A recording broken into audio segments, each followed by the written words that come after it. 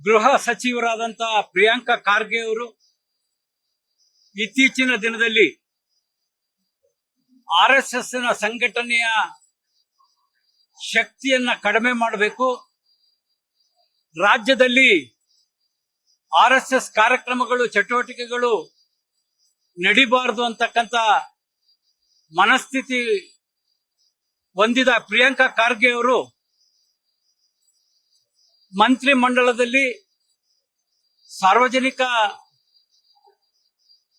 ಸ್ಥಳದಲ್ಲಿ ಆರ್ಎಸ್ಎಸ್ ನ ಕಾರ್ಯಕ್ರಮ ನಡಿಬೇಕಾದ್ರೆ ಅನುಮತಿ ಪಡಿಬೇಕು, ಇನ್ನು ಬೇರೆ ಬೇರೆ ವಿಚಾರಗಳು ಆರ್ಎಸ್ಎಸ್ ನ ಶಕ್ತಿಯನ್ನ ಕಡಿಮೆ ಮಾಡತಕ್ಕಂತ ಪ್ರಯತ್ನ ಪ್ರಿಯಾಂಕಾ ಖಾರ್ಗೆ ಅವರು ಮಾಡಿದ್ದಾರೆ. ಅದರ ಜೊತೆಗೆ ಪ್ರಿಯಾಂಕಾ ಖಾರ್ಗೆ ಅವರು ಮಾತಾಡ್ತಿರ್ತಕ್ಕಂಥದ್ದು, ನಡೆದುಕೊಳ್ತಕ್ಕಂಥ ರೀತಿ ನೋಡಿದ್ರೆ ನಮ್ಮ ದೇಶದ ಸುಭದ್ರತೆಗೆ ಧಕ್ಕೆ ತರಬೇಕಂತೇಳಿ ಯಾವ್ದಾದ್ರೂ ವಿದೇಶದ ಕೈವಾಡ ಅವ್ರ ಹಿಂದಿದೇನೋ ಏನೋ, ವಿದೇಶ ನಮ್ಮ ರಾಷ್ಟ್ರದ ಶಕ್ತಿಯನ್ನ ಕಡಿಮೆ ಮಾಡ್ಬೇಕಂತೇಳಿ ಈ ರೀತಿ ಮಾತಾಡಿಸ್ತಾ ಇದ್ದಾರೆ ಪ್ರಿಯಾಂಕಾ ಖಾರ್ಗೆ ಅವ್ರ ಜೊತೆ ಅಂತಕ್ಕಂಥದ್ದು ಇವತ್ತು ನಮಗೆ ಅನಿಸ್ತಾ ಇದೆ. ಅದರ ಜೊತೆಗೆ ಪ್ರಿಯಾಂಕಾ ಖಾರ್ಗೆ ಅವರು ಒಂದು ಹೇಳಿಕೆಯನ್ನು ಕೊಟ್ಟಿದ್ದಾರೆ. ಬಿಜೆಪಿ ಅನೇಕ ಶಾಸಕರು ಕ್ರಿಮಿನಲ್ ಕೇಸ್ ಇದೆ, ಅಟ್ರಾಸಿಟಿ ಕೇಸ್ ಇದೆ ಅಂತಕ್ಕಂಥದ್ದನ್ನ ಹೇಳಿದ್ದಾರೆ. ನಾನು ಕೂಡ 2 ಅಟ್ರಾಸಿಟಿ ಕೇಸು, ಒಂದು SP ಅವರ ಬಗ್ಗೆ ಮಾತನಾಡಿದಕ್ಕೆ 3 ಕೇಸನ್ನ ನಾನು ಎದುರಿಸ್ತಾ ಇದ್ದೀನಿ. ಆದ್ರೆ ಒಂದು ಕೇಸು ಬಹಳ ಅನ್ಯಾಯದಂತ ಕೇಸು. ಇವತ್ತು ದಾವಣಗೆರೆ ಸಚಿವರಾದಂತ SS ಮಲ್ಲಿಕಾರ್ಜುನ್ ಅವರು ಇದು ಕೃಷಿ ಇಲಾಖೆಯ ಸ್ಥಳದಲ್ಲಿ ಸುಮಾರು 5,000 ಲೋಡ್ ಮಣ್ಣನ್ನ ತನ್ನ ಲೇಔಟ್ಗೆ ಉಪಯೋಗಿಸಿದ್ರು.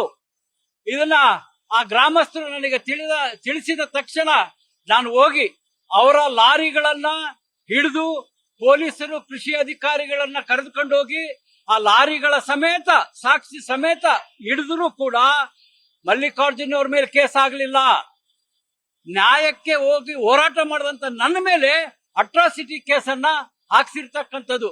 ಈ ರೀತಿಯ ಅಟ್ರಾಸಿಟಿ ಕೇಸ್ಗಳನ್ನ ನಮ್ಮ ಹೋರಾಟವನ್ನ ತಡಿಬೇಕು, ಹೋರಾಟ ಇವ್ರು ಮಾಡಬಾರದು ಅಂತೇಳಿ ಇಡೀ ದಾವಣಗೆರೆ ಜಿಲ್ಲಾ ಆಡಳಿತ ಪೊಲೀಸ್ ಅಧಿಕಾರಿಗಳೊಂದಿಗೆ ಸೇರಿ ಸುಳ್ಳು ಅಟ್ರಾಸಿಟಿ ಕೇಸನ್ನ ಹಾಕ್ತಾ ಇದ್ದಾರೆ.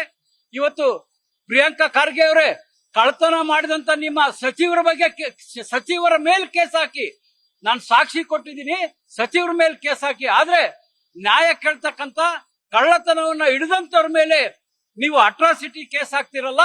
ಇವತ್ತು ಭಾರತೀಯ ಜನತಾ ಪಕ್ಷದ ಶಾಸಕರ ಮೇಲೆ ಇರ್ತಕ್ಕಂಥ ಅಟ್ರಾಸಿಟಿ ಕೇಸ್ಗಳು ಎಲ್ಲ ನಿಮ್ಮ ಒಂದು ಬೆಂಬಲದಿಂದ ಆಗಿರ್ತಕ್ಕಂಥದ್ದು.